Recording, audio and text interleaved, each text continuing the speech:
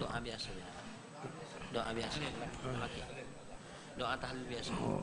Untuk Sadaqallahul azim. Ne'ma binti Hamid Syahab. Sadaqallahul azim. Bismillahirrahmanirrahim. Alhamdulillahi rabbil alamin. Hamdan hamidin, hamdan syakirin, hamdan yuwafi ni'amul jazilah ya rabbana. Lakal hamdu kama yanbaghi li jalali wajhikal azim sultanik. Allahumma shalli ala Muhammadin wa ala ali sayyidina Muhammad wa shalli ala Muhammadin fil awwalin wa shalli ala Muhammadin fil akhirin wa shalli ala Muhammadin fil nabiyyin wa shalli wa ala Muhammadin fil mursalin wa shalli wa ala Muhammadin fi kulli waqtin wa hin wa shalli wa ala Muhammadin fil mala'il a'la ila yaumiddin. Allahumma ij'al wa awsil wa taqabbal ثواب ما قرأناه من القرآن العظيم وما هللنا نقول لا إله إلا الله وما سبحنا من قول سبحان الله بحمده وما قلنا يا الله يا الله وما صليناه النبي صلى الله عليه وسلم في هذا المجلس مبارك في هذا المصلى مبارك هدية منا واصلة ورفعت لنا بركة شاملة نقول ذلك نهدي إلى حضرة سيدنا وحبيبنا شفينا وقرة أعيننا محمد بن عبد الله صلى الله عليه وسلم وآله وأصحابه وأزواجه وذريته وأهل بيته أجمعين ثم إلى رواية آبائه وإخوانه من الأنبياء والمرسلين وأولهم وأصحابهم وتابعين وتابعين إلى يوم الدين سبيل الله الصالحين ثم إلى سيدنا وشيخنا المهاجر الله الحبيب أحمد بن سعد بن عبيد الله وسيدنا الأستاذ العظيم بن المقدم محمد بن علي بعلوي وأصولهما وبروهم ثم إلى المقدم ثاني من أمصاب برحمة محمد مولى الدولة وابن الكرام وأصولهم وبروهم سبيلهم ثم إلى صاحبة البال حبيب البركة الحبيب أحمد بن شهاب ثم مقام عبد الله بن شهاب ثم إلى أرواح سولبة شريفة نعمة بنت حميد بن شهاب والحبيب السيد يوسف بن علي المساواة وجميع أرواح من لا زائرهم ولا ذاكرهم أن الله يغفر لهم ويرحمهم برحمته ووالدينا ووالديهم خاصة وجميع أموات المسلمين عامة أو ذلك منا إليهم اللهم اجعلنا بين أيديهم اللهم اجعل بداء لهم من النار وبكاكا لهم من النار ونجاة لهم من النار وإتكا لهم من النار وحجابا لهم من النار اللهم اغفر لهم وارحمهم وعافنا واعف عنهم واجمعنا وإياهم والمسلم جميعا بدار كرامتك مستقر رحمتك ومحل أوليائك من لم عليهم من النبيين والصديقين والشهداء والصالحين وحسن أولئك رفيقا ذلك فضل من الله وكفى بالله عليما ربنا اغفر لنا ولإخواننا سبقنا بالإيمان ولا تجعل في قلوبنا إلا للذين آمنوا ربنا إنك رؤوف رحيم اللهم يا دائم الفضل على البرية يا بزاد العطية يا صاحب المواهب السنية صل على سيدنا محمد خير الورى سجية واغفر لنا يا ذا الأولى في هذه العشية ربنا اتنا في الدنيا حسنة وفي الآخرة حسنة وقنا عذاب النار وصلى الله على محمد النبي الأمي وعلى آله وصحبه وسلم والحمد لله رب العالمين بسر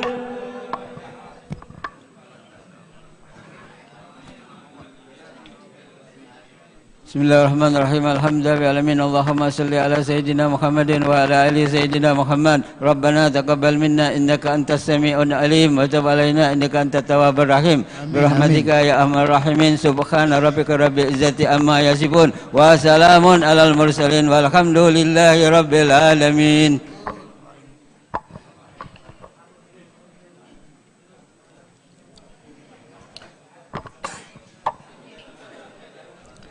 Sallallahu ala Muhammad. Diaturi untuk para tamu, para hadirin sekalian untuk ke depan dulu. Isi bagian yang masih kosong, biar yang bagian belakang bisa menempati ruangan musholla. Sallu ala Nabi.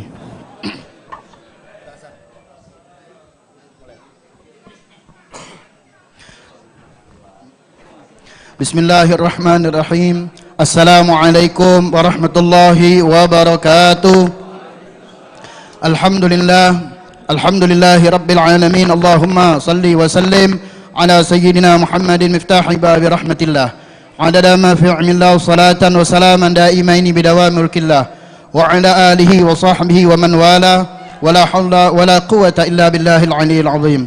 Rabbi shrah li sadri wa yassir li amri wahlul 'uqdatam min lisani yafqahu qawli. wahdi qalbi wa saddid lisani bihaqqi wa bijahi sayyidina Muhammadin sallallahu alaihi wa alihi wa sahbihi wa sallim.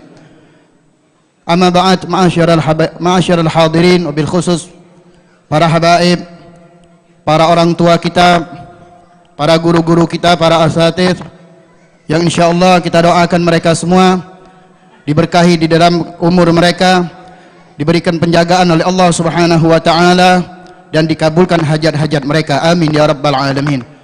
Begitu juga ma'asyiral hadirin yang insyaallah kita semua dimuliakan oleh Allah Subhanahu wa taala. Pertama-tama marilah kita senantiasa memanjatkan puji syukur kita kehadirat Allah Subhanahu wa taala, yang mana pada hari yang berbahagia ini, di waktu sore yang mulia ini, di awal daripada bulan kelahiran baginda Rasulullah sallallahu alaihi wa alihi wa sahbihi wasallam, kita dikumpulkan di tempat yang baik ini bersama orang-orang yang baik, bersama orang-orang yang insyaallah dimuliakan oleh Allah Subhanahu wa taala untuk memuliakan makhluk yang dimuliakan oleh yang maha mulia, yakni baginda Rasulullah sallallahu alaihi wa alihi wa sahbihi wasallam, yang pada hari ini kita memperingati daripada hari kelahiran Nabi besar Muhammad sallallahu alaihi wa alihi wa sahbihi wasallam. Mudah-mudahan dengan hadirnya kita pada sore hari ini, tidaklah kita keluar daripada tempat ini kecuali segala dosa dan kesalahan kita diampuni oleh Allah Subhanahu wa taala. Segala hajat-hajat kita, hajat dunia maupun hajat akhirat, insyaallah dikabulkan oleh Allah Subhanahu wa taala. Yang sakit di antara kita disembuhkan oleh Allah Subhanahu wa taala. Segala bala dan musibah diangkat oleh Allah Subhanahu wa taala. Wabil khusus sekarang ini penyakit corona pun insyaallah akan diangkat dengan berkah daripada kelahiran baginda Rasulullah sallallahu alaihi wa alihi wa sahbihi wasallam. Amin ya rabbal alamin. Salawat serta salam pada junjungan kita Nabi besar Muhammad sallallahu alaihi wa alihi wa sahbihi wasallam serta keluarga dan sahabat-sahabat beliau. Sambil kita duduk, sambil kita mendengar, sambil pula lisan kita bersalawat kepada baginda Rasulullah sallallahu alaihi wa alihi wa sahbihi wasallam. Allahumma salli wa sallim wa barik alaihi wa ala alihi wa sahbihi wasallim. Ma'asyiral hadirin rahimakumullah. Pada sore hari yang berbahagia ini, alhamdulillah kita berada di musalla Al-Habib Ahmad bin Syahab untuk bersama-sama memperingati daripada hari kelahiran baginda Rasulullah sallallahu alaihi wa alihi wa sahbihi wasallam, dan sekaligus memperingati daripada haulnya Sayyidina Al-Habib Yusuf bin Ali Al-Musawah. Dan tadi juga sama-sama telah kita membacakan surah Yasin dan doa, surah Yasin, tahlil dan doa, memperingati daripada 3 harinya almarhumah Al-Hubabah Syarifah Nur binti Hamid Barakbah Ni'mah bin Syahab, Hubabah Syarifah Ni'mah binti Hamid bin Syahab, dan juga almarhum Al-Habib Muslim bin Mustafa bin Syahab, Al-Habsyi. Mudah-mudahan apa yang telah tadi kita baca insyaallah semuanya diijabah oleh Allah Subhanahu wa taala. Amin ya rabbal alamin. Ma'asyiral hadirin rahimakumullah, untuk mempersingkat waktu kami akan membacakan daripada susunan acara peringatan Maulid Nabi besar Muhammad sallallahu alaihi wa alihi wasallam di Musalla Al-Habib Ahmad bin Syahab. Yang pertama, pembukaan sekaligus pembacaan suratul Fatihah yang akan dilanjutkan dengan pembacaan kitab suci Al-Quran yang akan dibacakan oleh Sayyid Husain bin Ahmad Ain Idrus. Kemudian akan dilanjutkan dengan pembacaan kitab Maulid Simtud Durar kepada Sayyid Husain bin Ahmad Ain Idrus, fa'alaihi falyatafaddal mashkura. Sallallahu ala Muhammad. Diawali dengan pembacaan suratul Fatihah.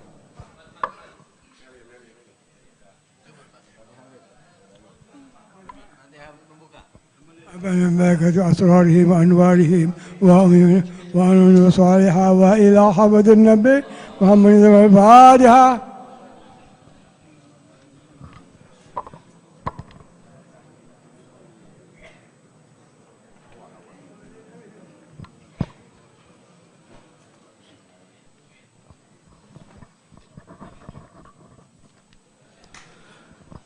Assalamualaikum warahmatullahi wabarakatuh.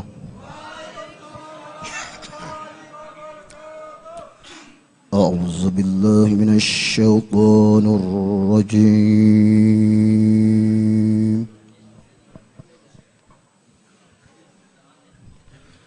بسم الله الرحمن الرحيم.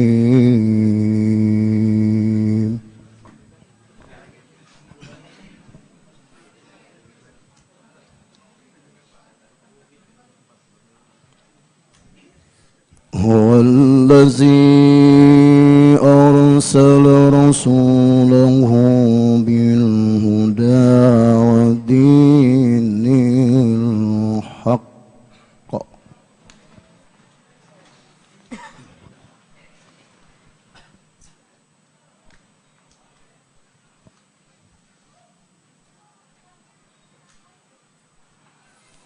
ليظهره على الدين كله وكفى بالله شهيدا.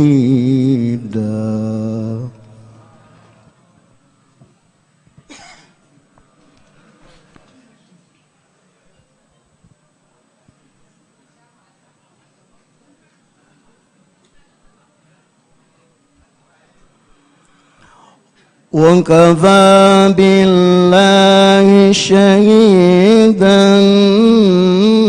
محمد رسول الله.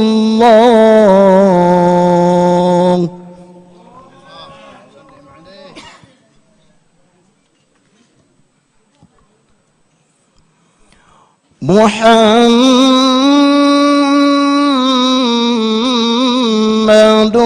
رسول الله.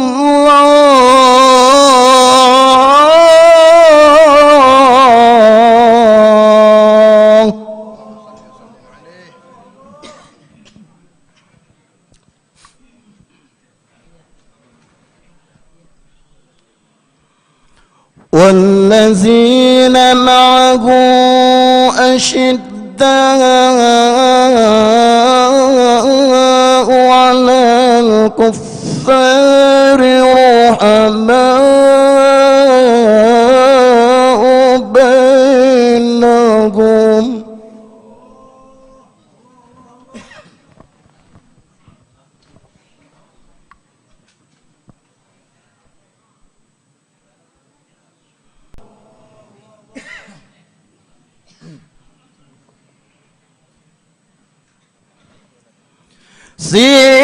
سيماهم في وجوههم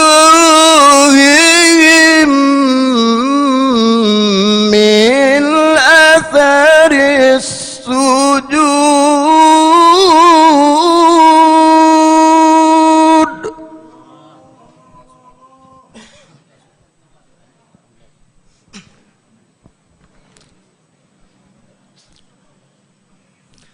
ذلك مثلهم في التوراة ومثلهم في الإنجيل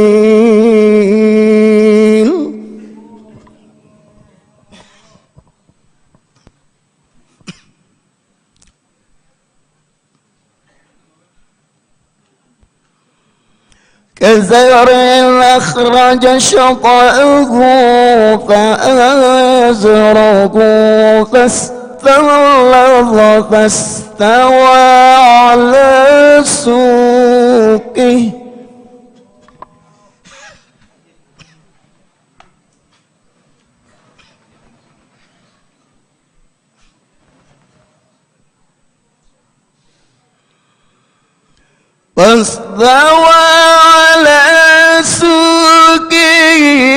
يعجب الزراع ليغيظ بهم الكفار.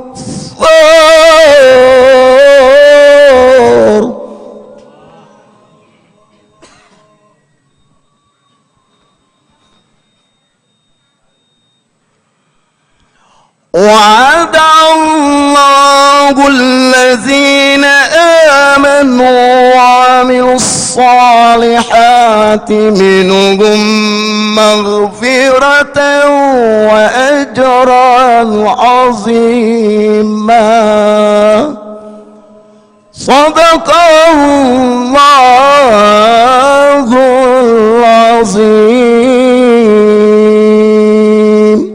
السلام عليكم ورحمة الله وبركاته. Waalaikumsalam warahmatullahi wabarakatuh. Sadaqallahul azim wa sadaqa rasulun nabiyil karim wa nahnu ala dhalika minasyahidin wa syakirin walhamdulillahi rabbil alamin. Ma'asyiral hadirin rahimakumullah, mudah-mudahan tadi apa yang telah kita dengarkan daripada pembacaan ayat suci Al-Quran, mudah-mudahan baik yang membaca maupun kita yang mendengar sama-sama mendapatkan keberkahan dari Allah Subhanahu wa taala. Amin ya rabbal alamin.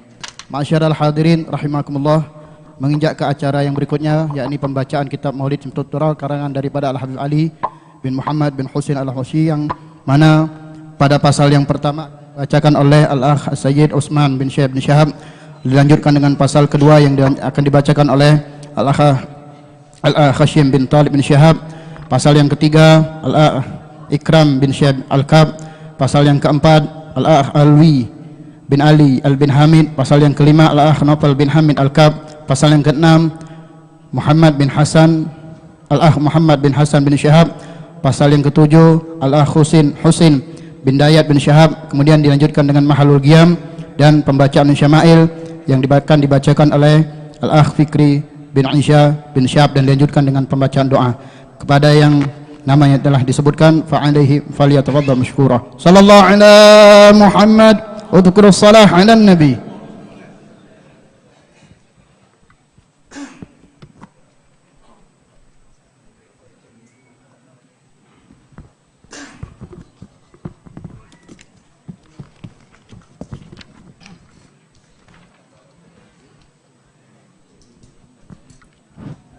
يا ربي صل على محمد أشرف ببدر في الكون أشرف.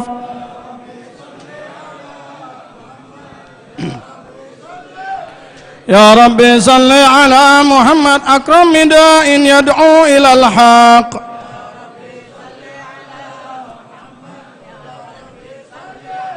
يا ربي صل على محمد المصطفى الصادق المصدق.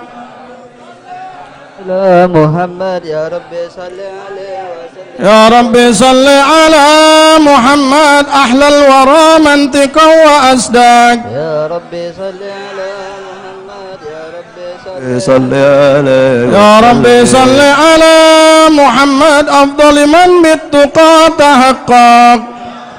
صل على محمد يا ربي صل عليه وسلم. يا ربي صل على محمد من بالسخاء والوفاء تخلق. يا ربي صل على محمد يا ربي صل عليه وسلم. يا ربي صل على محمد واجمع من الشمل ما تفرق. يا ربي صل على محمد يا ربي صل عليه وسلم. يا ربي صل على محمد واصلح وسهل ما قد تعوق. يا ربي صل على محمد يا ربي صل عليه وسلم. يا ربي صل على محمد وافتح من الخير كل مغلق. يا ربي صل على محمد يا ربي صل عليه وسلم. يا ربي صل على محمد وآله ومن بالنبي تعلق. يا ربي صل على محمد يا ربي صل عليه وسلم. يا ربي صل على محمد وآله ومن للحبيب يعشق. يا ربي صل على محمد يا ربي صل عليه وسلم. يا ربي صل على محمد ومن بحبل النبي توثق. يا ربي صل على محمد يا ربي صل عليه وسلم. يا ربي صل على محمد يا ربي صل عليه وسلم. يا ربي صل على محمد يا ربي صل عليه وسلم. بسم الله الرحمن الرحيم. إنا فتحنا لك فتحا مبينا ليغفر لك الله ما تقدم من ذنبك وما تأخر ويتم نعمته عليك ويهديك صراطا مستقيما صلى الله عليه وينصرك الله نصرا عزيزا لقد جاءكم رسول من أنفسكم عزيز عليه ما عنتم حريص عليكم بالمؤمنين رؤوف الرحيم يا رحيم. فإن تولوا فقل حسبي الله لا إله إلا هو عليه توكلت وهو رب العرش العظيم. يا أيها النبي إنا أرسلناك شاهدا ومبشرا ونذيرا وداعيا إلى الله بإذنه وسراجا منيرا صلى الله عليه وبشر المؤمنين بأن لهم من الله فضلا كبيرا. محمد رسول الله والذين معه أشداء على الكفار رحماء بينهم تراهم ركعا سجدا يبتغون فضلا من الله ورضوانا سيماهم في وجوههم من أثر السجود ذلك مثلهم في التوراة ومثلهم في الإنجيل كزرع أخرج شطأه فآذره فاستغلظ فاستوى على سوقه يعجب الزراع ليغيظ بهم الكفار. وعد الله الذين آمنوا وعملوا الصالحات منهم مغفرة وأجرا عظيما.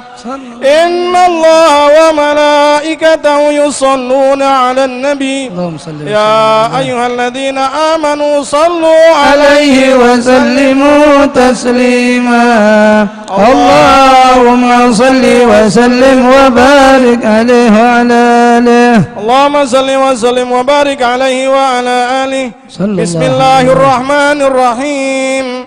الحمد لله قوي سلطانه الواضح برهانه المبسوط في الوجود كرمه وإحسانه صلى الله تعالى عليه مجده وعظم شانه خلق الخلق لحكمة وطوى عليها علمه وبسط لهم من فائد منة ما جرت به في أقداره القسمة صلى الله عليه. أرسل إليهم أشرف خلقه وأجل عبيده رحمة تعلقت إرادته الأزلية بخلق هذا العبد المحبوب فانتشرت آثار شرفه في عوالم الشهادة والغيوب صلى الله عليه. وما أجل هذا المن الذي تكرم به المنان وما أعظم هذا الفضل الذي برز من حضرة الإحسان صورة كاملة ظهرت في هيكل محمود فتعطرت بوجودها أكناف الوجود وطرزت برد العوالم بطراز التكريم. اللهم صل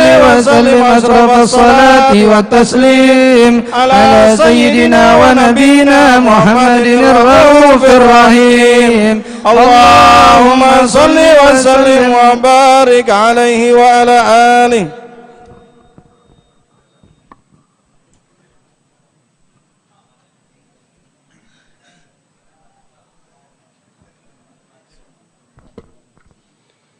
اللهم صل أشرف الصلاة والتسليم على سيدنا ونبينا محمد الرؤوف الرحيم.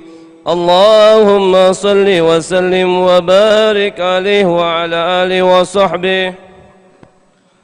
تجلى الحق في عالم الكرسي واسع تدلي قضى بانتشار قدره في قريب والشاشع صلى الله عليه. وله الحمد الذي لا تنحصر أبراره بتعداد ولا يمل تقراره بكثرة الدردات حيث أبرز من عالم إمكان صورة هذا الإنسان صلى الله عليه ليتشرف بوجوده ثقلان وتنتشر أسراره في الأكوان فما من سر تظل به قلب المنير إلا من ثوابه بفضل الله على هذا الحبيب صلى الله عليه. يا لقد بشروره قد تولى بأبي بالعم العنى ما نوالا جل من شرب الوجود بالنور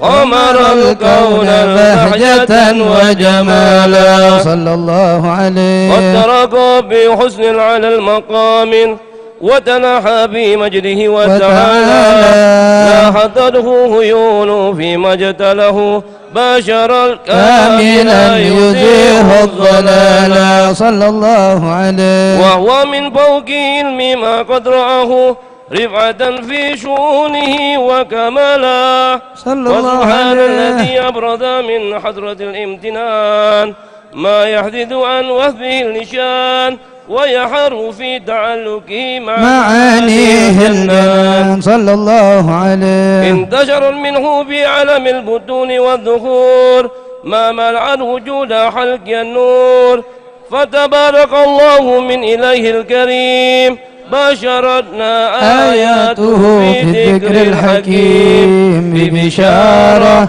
لقد جاءكم رسول من أنفسكم عزيز عليه ما أنتم حريص عليكم بالمؤمنين رؤوف رحيم صلى الله عليه ومن فاجعته هذه بشارة وتلقاها بقلب سليم وقد هدي إلى صراط مستقيم اللهم صل وسلم أشرف الصلاة والتسليم على سيدنا ونبينا محمد الرؤوف الرحيم اللهم صل وسلم وبارك عليه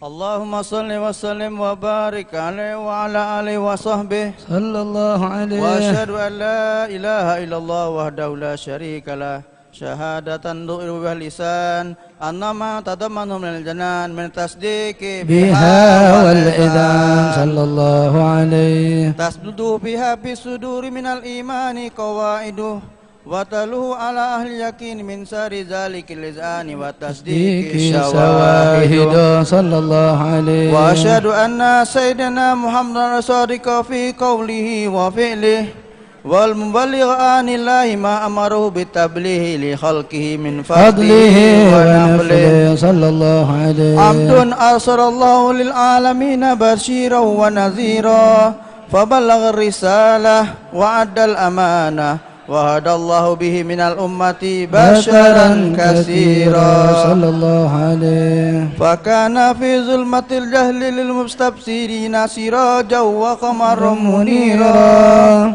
فما أعظم من منة تكرم الله بها على البشر وما أوصاها من نعمة انتشر سرها في البحر والبر صلى الله عليه اللهم صل وسلم بأجل الصلوات وأجمعها وأزكى التهية وأوسائها على هذا العبد الذي وفى به الأمنية وبرز فيه الكمال وقام بحق الربوبية في مواطن الحكمة لله وأقبل عليه غاية الإقبال صلى الله عليه صلاة يتصل بها روح المصلي عليه به فينبسط في قلبه نوره سر يتعلق به وحبه ويكتبها بها بأن يأتي في حزبه وعلى آله وصحبه الذين تقوا صهوة البدر بقربه وتفيأوا ظلال الشرف الأصلي بوده وحبه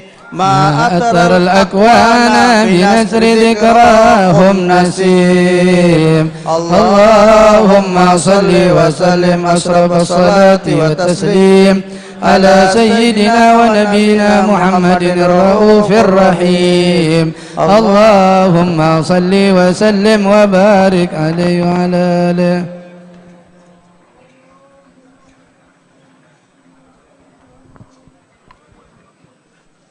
اللهم صل وسلم وبارك عليه وعلى آله وصحبه أما بعد فلما تعلقت إرادة الله بالعلم القديم بظهور أسرار تخصيص للبشر الكريم صلى الله عليه بالتقديم والتكريم نفذت القدرة الباهرة بالنعمة الواسعة والمنة الغامرة فانفلقت بيضة التصوير في العالم المتلك الكبير عن جمال مشهود بالعين صلى الله عليه كامل لوصف الكمال المطلق والحسن التام والزين فتنكر ذلك الجمال الميمون في الأسلاب الكريمة والبطون صلى الله عليه فما من صلب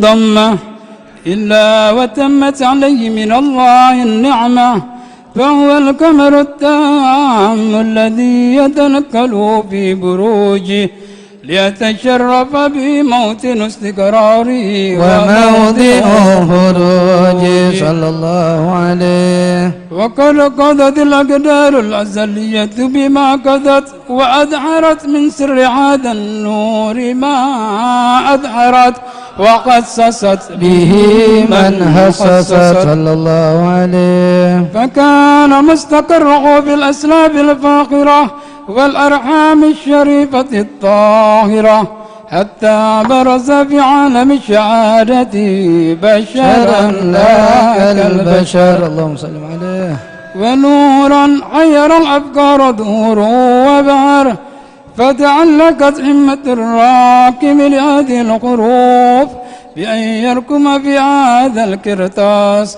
ما هو لديه من عجائب ذلك النور معروف صلى الله عليه وإن كانت الألسن لا تفي بعشر معشار أوصاف ذلك الموصوف تشويكا للسامعين للخواص المؤمنين وترويحا للمتعلقين بهذا النور المبين صلى الله عليه وإلا فأنا تعرف الأكلام عن شؤون خير الأنام ولكن هزني إلى تدوين ما حفظه من سير أشرف المخلوقين صلى الله عليه وما أكرمه الله به في مولده من الفضل الذي عم العالمين صلى الله عليه وبكيت رايته في الكون منشورة على مر الأيام والشهور والسنين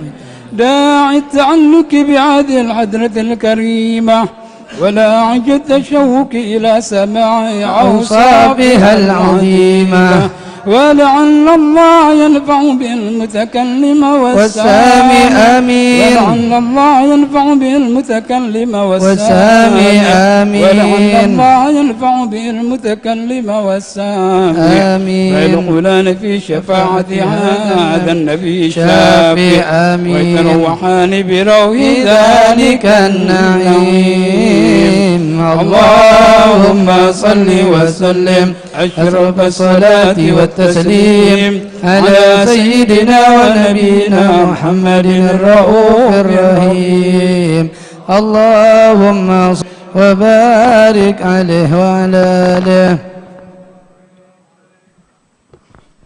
اللهم صل وسلم وبارك عليه وعلى آله صلى الله وقد آن عليه للقلم أن يحط ما حركته فيه العنامل مما استفاده الفحم من صفات هذا العبد المحبوب الكامل صلى الله عليه وشمائلته هي أحسن الشمائل وهنا حسن أن نثبت ما بلغ إلينا في شأن هذا الحبيب من أخبار وآثار صلى الله عليه ليتشرف بكتابة القلم والقرطاس وتتنزه في حدائق الأسماء والأبصار وقد بلغنا في الأحاديث المشهورة أن أول شيء خلق الله والنور مودع في هذه السورة صلى الله عليه فنور هذا الحبيب أول مخلوق برز في العالم ومنه تفرع الوجود خلقا بعد خلق فيما حدث وما تقدم صلى الله عليه وقد أخرج عبد الرزاق بسنده عن جابر عبد الله الأنصاري رضي الله عنهما قال قلت يا رسول الله بأبي وأمي أخبرني عن أول شيء خلقه الله قبل قال يا جابر إن الله خلق قبل الأشياء نور نبيك محمد صلى الله عليه وسلم من نوره صلى الله عليه وقد ورد من حديث أبي هريرة رضي الله عنه قال قال رسول الله صلى الله عليه وسلم كنت أول النبيين في خلقي وآخرهم في البعث صلى الله عليه. وقد عدت الرواية بأنه أول الخلق وجودا وأشرفهم مولودا. ولما كانت السعادة العبدية لها ملاحظة خفية اختصت من شاءت من البرية بكمال الحسوسية صلى الله عليه. واستودعت هذا النور المبين أسلاب وبطون من شرفته من العالمين، فتنقل هذا النور من صلب آدم ونوح وإبراهيم صلى الله عليه. أوصلته يد علم القديم إلا من حسسته بتكريم أبيه الكريم عبد الله بن عبد المطلب ذي القدر العظيم صلى الله عليه. وأمه التي هي في المخاوف آمنة السيدة الكريمة آمنة، فتلقه صلب عبد الله فألقاه إلى بطنها فضمته عشاؤها بمعونة الله محافظة على حق هذه الدرة وسونها صلى الله عليه. فحمله برعاية الله كما ورد عنها حملا خفيفا لا تجد له ثقلا ولا تشكو منه عالما ولا إللا صلى الله حتى مر عليه. الشهر بعد الشهر من حمله وقرب وقت بلوغه إلى عالم الشهادة لتنبسط على هذا العالم فيضات فضله وتنتشر فيه آثار مجده الصميم. اللهم صل وسلم أشرف الصلاة والتسليم على سيدنا ونبينا محمد الرؤوف الرحيم. اللهم صل وسلم وبارك عليه وعلى آله. اللهم صل وسلم وبارك عليه وعلى آله وصحبه. ومنذ علقت به هذه الدرة المكنونة والجوهرة المصونة والكون كله يسبح ويمشي في سرور وابتهاج صلى الله عليه. بقرب ظهور إشراق هذا السراج والعيون متشوقة إلى بروزه متشوقة إلى التقاط جواهر كنوزه صلى الله عليه. وكل دابة نطقت بفصيح العبارة وكل دابة لخيش نطقت بفصيح العبارة معلنة بكمال البشارة. وما من حامل حملت في ذلك العام إلا أتت بحملها بغلام من بركات وسعادة هذا الإمام صلى الله عليه. ولم تزل الأرض والسماوات متدمحة بإثر الفرح بملاقات أشرف البريات وبروزه من عالم الخفاء إلى عالم الظهور بعد تنقله في البطون والظهور صلى الله عليه. وأظهر الله في الوجود بهجة التكريم وبسط في العالم الكبير مائدة التشريف والتعظيم ببروز هذا البشر الكريم. اللهم صل وسلم أشرف الصلاة والتسليم على سيدنا ونبينا محمد الرؤوف الرحيم. اللهم صل وسلم وبارك عليه وعلى آله.